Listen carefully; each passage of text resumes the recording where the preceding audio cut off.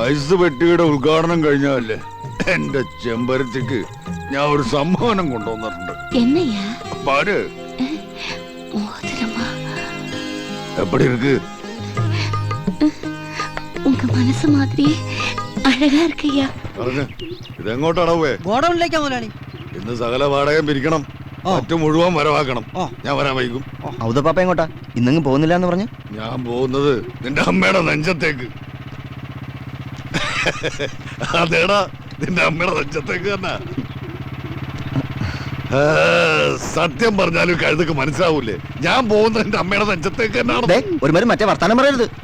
നീ എന്താണോ ഒരുമാതിരി തൊമ്മിച്ചെന്നെ നമ്പർ എടുത്തത്? അമ്മയുടെ നെഞ്ചത്ത് തള്ളിപ്പിടിച്ച് മുലയും കുടിച്ച് തന്നെയല്ലേ നിനക്ക് ഈ മീശ കിളർത്തത്? അല്ല,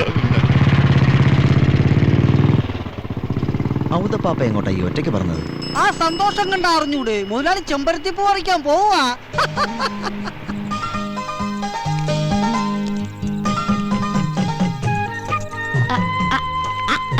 ഞാനല്ലേ മുറുക്കുന്നത്, നീ എന്തിനാ വാ വിളിക്കുന്നത്?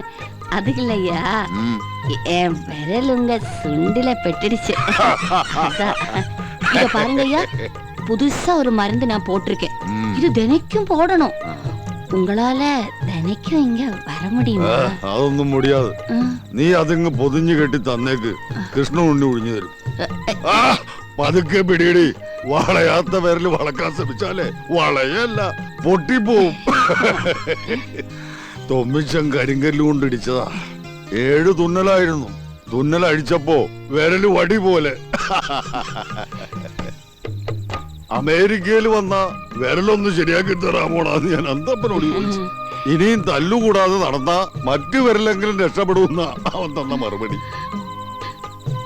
പെറാൻ പെണ്ണമ്മ 4 എണ്ണത്തിനെ പറ്റി ഒക്കെ പേടായി പോയടി. ഒടുക്കം ഒരു കൃഷ്ണനുണ്ണിയാ കർത്താവ് കടമായിട്ട് തന്നത്. അവനെങ്കിലും എന്റെ കൂടെ ഐസിലിടുന്നവരുണ്ടായാ മതിയായിരുന്നു. ഐസ് പെട്ടിയുടെ ഉദ്ഘാടനം കഴിഞ്ഞല്ലേ എന്റെ ചെമ്പരത്തിക്ക് ഞാൻ ഒരു സമ്മാനം കൊണ്ടുവന്നിട്ടുണ്ട്. എന്നയ്യാ? പാര്. எப்படி இருக்கு? உங்க மனசு மாதிரி அழகா இருக்குய்யா. ஆமா, என்ன ஐஸ் பட்டி பிசினஸ்? குழந்தைங்க சாப்பிடுதே அதுவா?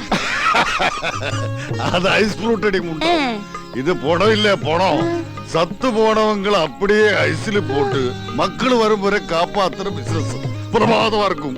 யாத்தி போடமா? ஏயா பணத்தை எடுத்து விற்க போறீங்களா?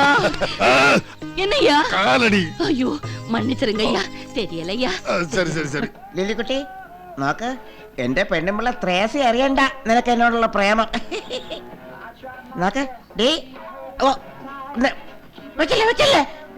എടി നിനക്ക് നഷ്ടമൊന്നുമില്ലല്ലോ, ഇത് ചാച്ചന്റെ ഫോണല്ലേ, കൂടുതൽ ബില്ല് വന്നാ ചാച്ച അടച്ചോളും.